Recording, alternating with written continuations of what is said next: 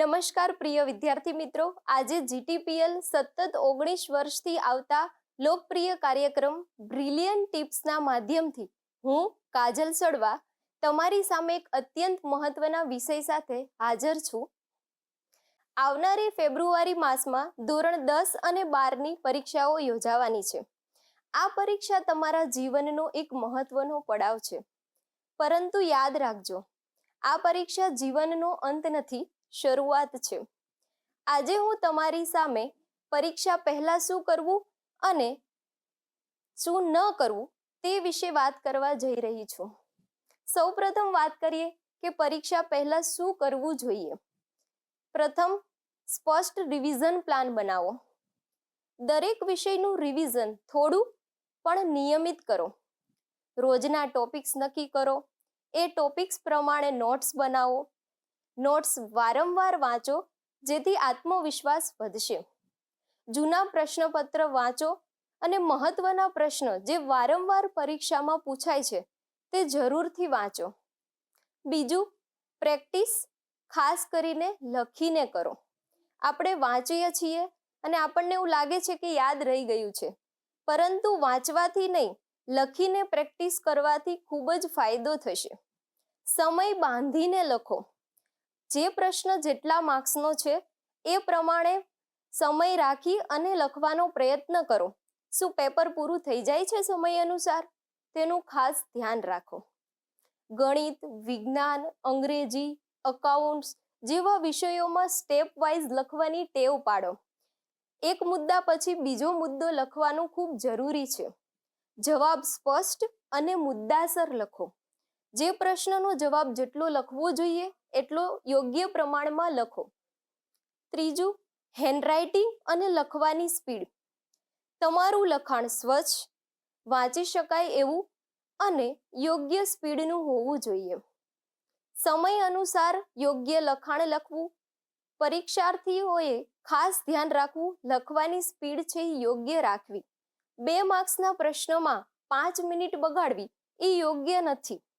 સારા અક્ષરે દરરોજ 15 થી 20 મિનિટ લખવાનો પ્રયત્ન કરો, જેથી કરી તમે પરીક્ષામાં સરળતાથી લખી શકશો અને યોગ્ય સમયે તમારું પેપર પૂરું થઈ જશે. ચોથું ધ્યાન રાખવું, પરીક્ષા વચ્ચેની રજાનું સ્માર્ટ પ્લાનિંગ કરવું. આ રજા જે છે એ નવા ચેપ્ટરો તૈયાર કરવા માટે નથી. જે ચેપ્ટરો થઈ ગયા છે તેનું રિવિઝન કરો. જે પ્રશ્નમાં તમને ભૂલ પડે છે એ પ્રશ્ન ફરીથી જુઓ. ક્યાં ભૂલ પડે છે તે ખાસ ધ્યાન રાખો અને વારંવાર તેના પર પ્રયત્ન કરતા રહો. થોડો આરામ લ્યો. યાદ રાખો, ઓવરલોડ નહીં, સ્માર્ટ લોડ કરો.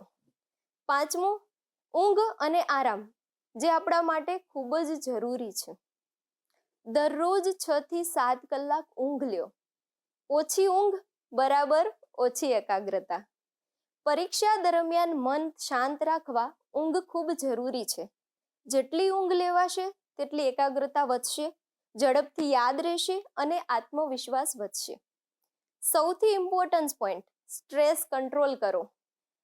પરીક્ષાનો ભય ખૂબ જ લાગે છે તમને, મને, બધાને. હું પણ પરીક્ષા આપું છું, મને પણ ભય લાગે છે, પણ તે તણાવ, જે ભય છે એ સ્વાભાવિક છે. ઊંડો શ્વાસ લ્યો, પ્રાર્થના કે ધ્યાન કરો. તમારી તુલના ક્યારેય બીજા સાથે ના કરો. યાદ રાખો, યુ આર યુનિક. શું ન કરવું જોઈએ? છેલ્લી ઘડીએ બધું યાદ કરવાનો પ્રયત્ન ન કરો, જેનાથી ગભરાટ થશે. જે યાદ છે તે પણ ભૂલાઈ જશે અને તમારી એકાગ્રતા અને આત્મવિશ્વાસ ઘટશે. રાતભર જાગી વાંચશો નહીં. આજે રાત્રે બધું વાંચી લઈશ, હું કરી લઈશ, આવા ખોટા વિચારો ના કરશો. તેનાથી શરીર અને મન થાકશે, તમારી એકાગ્રતા ઘટશે, આત્મવિશ્વાસ ઘટશે અને જે યાદ છે એ પણ ભૂલાઈ જશે. મોબાઈલ અને સોશિયલ મીડિયાથી દૂર રહો. તમને એવું થાય કે હું થોડી વાર વાંચીને કંટાળો છું તો મોબાઈલ જોઈ લઉં, ફ્રેશ થઈ જશે, પણ ના, એ યોગ્ય ઉપાય નથી. થોડી મિનિટના સ્ક્રોલિંગ માટે થઈને તમારો ઘણો બધો સમય છે એ બગડે છે, તમારું ધ્યાન છે એ ભટકે છે.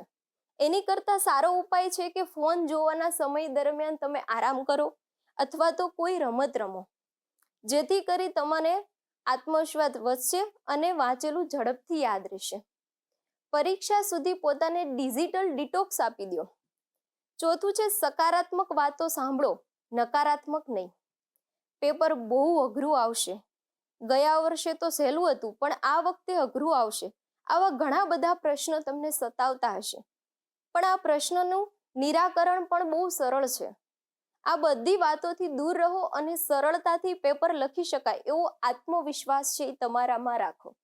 અને હા, ખાસ યાદ રાખજો, પહેલું હોલ ટિકિટ લઈ જવાનું ભૂલતા નહીં. અને બીજું, કંપાસ જરૂરથી તૈયાર કરજો કે જેની અંદર પેન, પેન્સિલ, રબર અને અન્ય જે ગણિત વિજ્ઞાનના પેપર માટે ડાયાગ્રામ્સ દોરવા માટે સ્કેલ, પરિકર જે જોઈએ છે એ બધી જ સામગ્રી સાથે હોય. અને બીજું, મમ્મી પપ્પાને યાદ કરવાનું ખાસ યાદ રાખજો. એ સિવાય એ પણ કરી શકાય કે આગલા દિવસે તમે જે પરીક્ષાનું સ્થળ છે ત્યાંની મુલાકાત લ્યો. કેટલી વાર લાગે છે સ્થળ પર પહોંચતા એ પણ ધ્યાન દોરી લ્યો કે જેથી કરીને પેપરના સમય પહેલા આપણે સરળતાથી પહોંચી જઈએ. પ્રિય વિદ્યાર્થી મિત્રો, અંતમાં એટલું જ કહીશ, આ પરીક્ષા તમારી મહેનત, શિસ્ત અને આત્મવિશ્વાસની કસોટી છે. વિશ્વાસ રાખો, તમે તૈયાર છો. મન શાંત રાખો, નિયમિત વાંચો, સ્વસ્થ રહો અને પરીક્ષા હોલમાં આત્મવિશ્વાસ સાથે બેસો. તમને સૌને બોર્ડ પરીક્ષા માટે હૃદયપૂર્વક શુભેચ્છાઓ. તમારું શ્રેષ્ઠ આપો, પરિણામ આપમેળે આવશે. ધન્યવાદ.